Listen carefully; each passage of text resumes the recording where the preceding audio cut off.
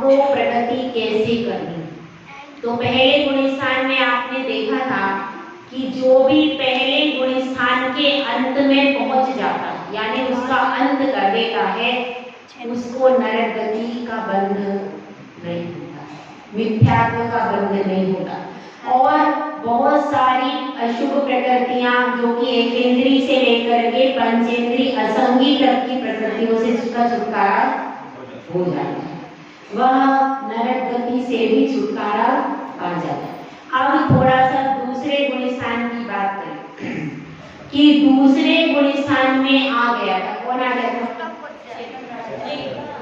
जीव कुमार, जो कि चौथे गुण स्थान में पहले से था, लेकिन अनंतानुपस्थिति की वजह से उसे देखते देखते उसका पैर फिसल गया और वह नीचे आ गया। ठीक है, तो वह जीव कुमार नीचे आ गया। अब पहले कौन से गुण स्थान में गया? दूसरे। ठीक है, अब यह नियम है कि जो चौथे से गिर के दूसरे में आता है उसको पहले में आना ही पड़ता है। क्यों? क्योंकि प्रथमोक्षम सम्यक दर्शन का काल है अंतर्मुहूर्त। अंतर्मुहूर्त मीन्स नहीं, आवली से एक समय ऊपर और मुहूर्त से एक समय कम। समझ में आया? आवली का मतलब है असंख्यात समयों की एक आवली होती है, असंख्यात समयों की एक आवली होती है, और उस आवली से एक समय ऊपर और 48 मिनट से एक समय कम, उसको क्या कहते हैं? अंतर मुहूर्त। यानी 48 मिनट तो पूरा मुहूर्त हो गया, उसके अंदर का पीरियड है पूरा, उसको क्या कहेंगे? अंतर मुहूर्त। ये तो इसमें भी जगन्य मध्यम, जैसे मैंने बताया आवली से एक समय ऊपर, तो उसके भी उत्तम मध्यम और जगन्य तीन प्रकार के भेद होते हैं। जगन्य कौन सा होगा? आवली से एक समय ऊपर वाला जगन्य हो जाएगा, और 48 मिनट में एक समय कम हो क्या हो जाएगा? उत्कृष्ट। तो इस प्रकार से अंतर मुहूर्त के बहुत सारे भेद हो जाते हैं। तो अब क्या क्या बात चल रही? अंतर मुहूर्त के बहुत सारे भेद हो गए। अब उसमें 6 आवली, जब कोई सम्यक दृष्टि जीव, अभी आप प्रथमोक्षम सम्यक दृष्टि की बात कर रहे थे, मैं उसको समझ लेंगे। जब कोई प्रथमोक्षम सम्यक दृष्टि जीव चौथे गुण स्थान से, या तो काल उसका पूरा होने में 6 आवली समय शेष, गुण स्थान पुरुषम सम्यक का काल कितना है? अंतर मुहूर्त। तो उस अंतर मुहूर्त के समय में 6 आवली प्रमाण काल शेष न बचा, और वह नीचे की ओर आ रहा, यानी 6 आवली पूरी होगी वैसे ही पहले गुण स्थान में आ जाए, क्योंकि उपशम सम्यक दर्शन का काल अब कितना बचा है? 6 आवली। तो वह 6 आवली के काल में नीचे की ओर आ रहा है। तो जब, क्योंकि वह नीचे नहीं आ सकता, क्यों? क्योंकि जब तक उपशम सम्यक दर्शन का काल शेष है तब तक वह मिथ्यात्व में आ नहीं सकता। इसलिए क्या होता है, वो 6 आवली का टाइम पीरियड में वह दूसरे में आ जाता है। दूसरे गुण स्थान का उत्कृष्ट काल इतना ही है, कितना? 6 आवली। इसमें भी जगन्य हो सकता है, लेकिन अधिक से अधिक 6 आवली प्रमाण काल है। किसका? दूसरे गुण स्थान का। तो वह जीव कुमार दूसरे गुण स्थान में कितनी देर का? 6 आवली, बहुत अल्प समय। और उसके बाद फिर क्योंकि उसका उपशम सम्यक दर्शन नष्ट हो गया, तो वापस कहाँ आया? पहले में आ गया। ये प्रोसीजर है। कोई भी व्यक्ति चाहे कि मैं पहले गुण स्थान से दूसरे में आ जाऊं, तो नहीं आ सकता, उसकी कोई सीढ़ी नहीं। ऊपर से गिरने की अपेक्षा ही दूसरा गुण स्थान बनता है, इसको आप समझ लीजिए। और जिसने दूसरा गुण स्थान भी कौन प्राप्त करता है? जो पहले सम्यक दृष्टि था वही दूसरा गुण स्थान प्राप्त करता है। मिथ्या दृष्टि जीव दूसरा गुण स्थान प्राप्त नहीं करता। इसको समझ लें और थोड़ी सी इसके बारे में बात करें कि अनंतानुबंधी कषाय में से क्रोध, मान, माया, लोभ इन चार में से किसी का उदय आने के बाद ही दूसरा गुण स्थान होता है। ये नियम है, दूसरे गुण स्थान की विशेषता बतला रहा है। अनंतानुबंधी कषाय के उदय से ही इस गुण स्थान में आते। अगर वह नीचे गिरा और उसका अनंतानुबंधी कषाय का उदय नहीं है तो दूसरे में नहीं आएगा, डायरेक्ट पहले में आ जाएगा। तो इसके लिए कंपल्सरी एलिमेंट क्या है? अनंतानुबंधी चार कषाय में से किसी एक का उदय।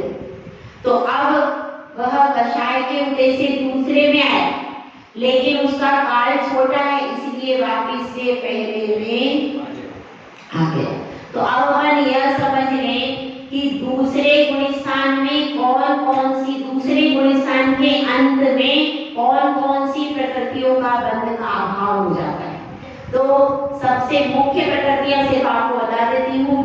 अनंतानुबंधी चार कषाय, यानी अनंतानुबंधी कषाय का उदय केवल दूसरे गुण स्थान तक ही रहता है, उदय और बंध दोनों। अगर आपको अनंतानुबंधी कषाय का बंध होगा तो केवल दूसरे गुण स्थान तक ही वो बंधेगी, उसके आगे बंध नहीं हो सकता। उसकी मैक्सिमम, उसकी बंधने की मैक्सिमम लिमिट क्या है? दूसरा गुण स्थान। दूसरे गुण स्थान के आगे अनंतानुबंधी कषाय का बंध नहीं, इसको ध्यान रखें। अगर हमारे परिणाम कैसे भी खराब बन रहे हैं, ले अनंतानुबंधी कषाय जनित परिणाम बनेंगे तो उनका नाम कहाँ तक जाएंगे? दूसरे तक ही जा सकते, उसके आगे नहीं जा सकते। इसको समझते। पहले दूसरे गुण स्थान वैसे भी लौटते समय बनता है और इस गुण स्थान तक ही अनंतानुबंधी कषाय रहती है, उसका प्रवेश तीसरे, चौथे, आदि गुण स्थान में नहीं। किसकी अपेक्षा? बंध और उदय की अपेक्षा। ये भी लिख लो, सत्व की अपेक्षा अलग है, बंध और उदय। थोड़ा सा समझ लें बंध उदय क्या चीज होती है, समझ लें, समझा दें। देखिए, बंध, उदय और सत्व तीन चीजें हैं। सत्ता का अर्थ होता है आपने बैंक में 1 लाख रुपया जमा किया। कितना किया? 1 लाख। ठीक है, 1 लाख रुपया आपके बैंक में था। ठीक है, अब आपको कोई जरूरत पड़ी तो आपने उसमें से 10,000 निकाल लिया। कितने निकाल लिए? 10,000। अब आपके बैंक, अब जो आपने निकाला वो हो गया उदय। क्या हो गया? उदय। और जो बैंक में जमा था उसको कहते हैं सत्ता। ठीक है, समझ में आएगा? जो बैंक में था उसको क्या कहेंगे? सत्ता। और जो आपने 10,000 निकाल लिया मतलब उसका उदय आपको आ गया। ठीक है, और अब जब आपने निकाल लिया तो आपने पूर्व का बंध तो हो ही रहा उसमें। ठीक है, तो इसको आप समझ लें, जो जितना भी हमको वर्तमान काल में जिन निषेधों के साथ में हम हैं वो क्या है? उदय। इस प्रकार से अनंतानुबंधी कषाय का बंध, उदय दोनों दूसरे गुण स्थान तक ही रहेगा, उसके आगे नहीं जाएगा। और क्या खास बात है? त्रियंची गति, त्रियंची गत्यानुपूर्वी और त्रियंचाई, इन तीन प्रकृतियों के भी उदय का अभाव हो जाता, बंध का अभाव हो जाता है। मतलब ये तीन प्रकृतियां कौन सी? त्रियंची गति, त्रियंची गत्यानुपूर्वी और त्रियंचाई, ये कहाँ तक बनती है? दूसरे। अगर आपने दूसरा गुण स्थान पार कर दिया तो आपको ये तीन प्रकृतियां भी नहीं बनेगी। और बता दें, स्त्री वेद, स्त्री वेद प्रकृति में कहाँ तक बनती है? दूसरे तक, दूसरे तक ही बनती है। पहले गुण स्थान में मैंने बताया था नपुंसक वेद, याद है किसी को? मैंने पहले वाले में लिखवाया था नपुंसक वेद का बंध पहले गुण स्थान तक होता है और दूसरे गुण स्थान तक स्त्री वेद का कहाँ तक होता है? दूसरे तक, उसके आगे उसके बंध का अभाव। समझ, ये मुख्य प्रकृतियां मैंने बता दी। और अनंतानुबंधी कषाय चार, स्त्री वेद और क्या बताया? त्रियंची गति। लेकिन अभी अपने को जटिल हो जाएगा, इसलिए वो मैंने बताई। मतलब मुख्य प्रकृतियां हैं। और दूसरे गुण स्थान को किसकी उपमा दी है? दही गुड़ व मिश्रम। आचार्य नेमिचंद सिद्धार्थ चक्रवर्ती देव ने जीव कांड में उपमा दी है इस गुण स्थान की, कि इस गुण स्थान में दो प्रकृतियां मिली जुली रहती है। ना तो सम्यक दर्शन का स्वाद है, ना मिथ्यात्व का स्वाद है। जैसे दही और गुड़ मिक्स हो जाता है तो कैसा स्वाद आता है? दही का आता है कि गुड़ का आता है? दोनों का मिक्स आता है, उसको कहने के योग्य नहीं रहता। इसी प्रकार से साधन में भी परिणाम कैसे रहते? मिले जुले रहते। उसमें एकदम क्लियरिटी नहीं होती, मतलब वह व्यक्ति निर्णय नहीं कर पाता कि मुझे क्या करना चाहिए, सही मार्ग मेरे लिए क्या है, और इसका काल बहुत अल्प होता है। ठीक है, तो अब इस तरह से आपको समझ में आ गया साधन गुण स्थान का मतलब। तो ये सब मैंने बताई है दूसरे गुण स्थान की विशेषताएं। अब वह जीव कुमार पहले में आ गया, और देखिए इधर युद्ध किसने जीत लिया था? दर्शन कुमार युद्ध को जीत लिया था उसने, और अब ढूंढ रहा है अपने चेतन राजा को। पूरी नगरी में जगह जगह हर स्थान पर उसके सैनिक और पूरी फौज सब जाकर के चेतन राजा को ढूंढ रहे, मगर पूरी नगरी में चेतन राजा का तो पता ही नहीं चल रहा, क्योंकि वो तो थे ही नहीं ना मिथ्यात्व वाले में, वो तो मिथ्यात्वपुरी में मोहपुरी में थे ही नहीं थे ना। कहाँ थे वो?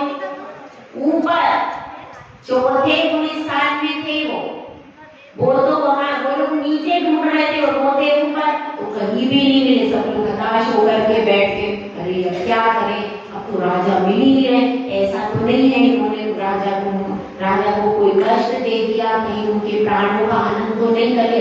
सब लोग चिंतित हो गए, और तभी उनको वह 14 मंजिल का महल दिखाई दिया। अब महल दिखाई दिया तो उनकी खिड़की पर उन्होंने देखा तो वहां पर चेतन राजा दिखाई दी, तो वो लोग सब बहुत खुश हो गए। और अब सबने क्या किया? सबने फिर चौथे गुण स्थान में जाने के लिए प्रयास करने लगे, मगर चौथे गुण स्थान तक सिर्फ 2 ही जाने में सक्षम हुए। कौन कौन? दर्शन कुमार और ज्ञान कुमार, इसके अलावा कोई भी जा। तो दर्शन और ज्ञान कुमार दोनों चौथे गुण स्थान में जाते हैं और अपने चेतन राजा से निवेदन करते हैं कि क्या निवेदन करते हैं वो आप लोग सुन लो। वे कहते हैं कि हे पिताश्री, अब बहुत समय हो गया है, माता चेतना बहुत व्याकुल है, अब आप घर की ओर चलिए। हमने यह मोहपुरी का राज्य जीत लिया है और बहुत जल्दी हम यहाँ पर शासन भी कर लेंगे, लेकिन अभी हम यहाँ पर कुछ नहीं करेंगे, पहले आप जाकर के चेतनपुरी का राज्य संभालिए। जब ऐसी बात हो जाती है तो चेतन राजा उत्तर देते हैं कि हे पुत्र, अब समय आ गया है कि जब मैं तुम्हारा राज तिलक कर दूं। मुझे तो गुरु के वचनों को सुनकर वैराग्य हो गया है, अब मैं क्यों घर पर लौटूं? मेरी कोई घर पर लौटने की इच्छा नहीं। जिन को मुझसे प्रिय, जो मुझे अत्यंत प्रिय हैं, वे सब आकर के दीक्षा, जिनको मेरे साथ में रहना है वो क्या करेंगे? आकर के दीक्षा लेकर अपना कल्याण करें। संसार में कुछ भी सारभूत तत्व नहीं, और मैं तो दीक्षा लेना आता हूँ। तो दर्शन कुमार क्या कहता है कि हे पिताश्री, आपको पता नहीं है हमारी माता श्री चेतना कितनी व्याकुल हो रही, और अगर आप इस तरह से एकदम दीक्षा का निर्णय कर लोगे तो उनको कैसे समझाएंगे? अभी आप घर पर चलिए, थोड़े दिन के लिए चेतना माता को संभाल लीजिए, उसके बाद आप आकर के पुनः दीक्षा ले लेना, ठीक है। अब आप सबके लिए एक खुला प्रश्न, चेतन राजा को वापिस घर जाना चाहिए कि नहीं जाना चाहिए? हाथ उठा करके बताओ। देखो आप जो कहोगे वो स्टोरी में आ जाए। पहले सब एक साथ सहमत हो। हाँ वाले हाथ कितने, उनको घर पर जाना चाहिए कि नहीं जाना चाहिए? हाँ कि नहीं जाना चाहिए? हाँ हाथ उठाओ। नहीं वाले कितने? सब कह रहे हैं, एक आध कोई बचा? सब क्या कह रहे हैं? नहीं जाना चाहिए, घर नहीं जाना चाहिए वापस। क्यों? वो चेतना रो रही है। हाँ जाना चाहिए, घर नहीं जाना चाहिए। घर वापस लौट करके नहीं जाना चाहिए। सब लोग एक मत हैं? जैसा आप कहोगे वैसी स्टोरी हो जाएगी। अब क्या निर्णय हुआ? चेतन राजा ने कहा कि हम घर पर लौटकर अब नहीं जाएंगे, और मंत्री को बुलाते हैं। मंत्री आते हैं, मंत्री को कह देते, क्या कहते हैं कि आप दर्शन कुमार का, मैं अभी यहीं पर दर्शन कुमार का राज तिलक अपने हाथ से कर देता हूँ, तुम जा करके इसको सिंहासन पर बिठा दो, मैं अब घर जाना नहीं चाहता, मेरी घर जाने की कोई इच्छा अब नहीं है। तो क्या करते हैं मंत्रीगण कि हे राजन, राज तिलक तो आपको ही करना है और सिंहासन पर बिठा करके करना है। हमारी तो यह राज परंपरा है, जो बड़ा राजा होता है वह सिंहासन पर बिठा करके और राज तिलक करता है।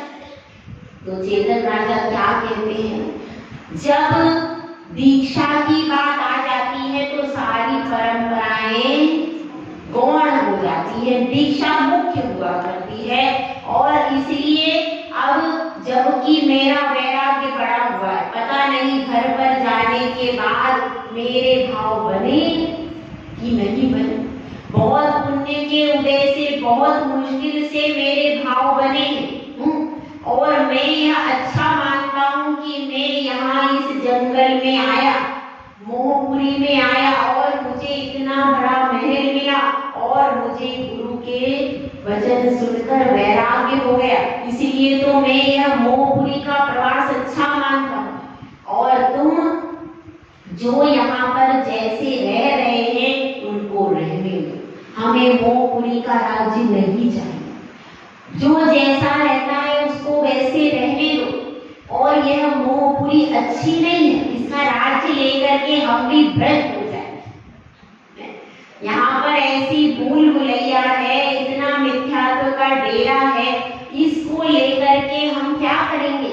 यह तो हमारे लिए भी अकल्याण की वस्तु बनेगी। क्योंकि देखो 100 अज्ञानी जीवों से एक ज्ञानी जीव बहुत अच्छा।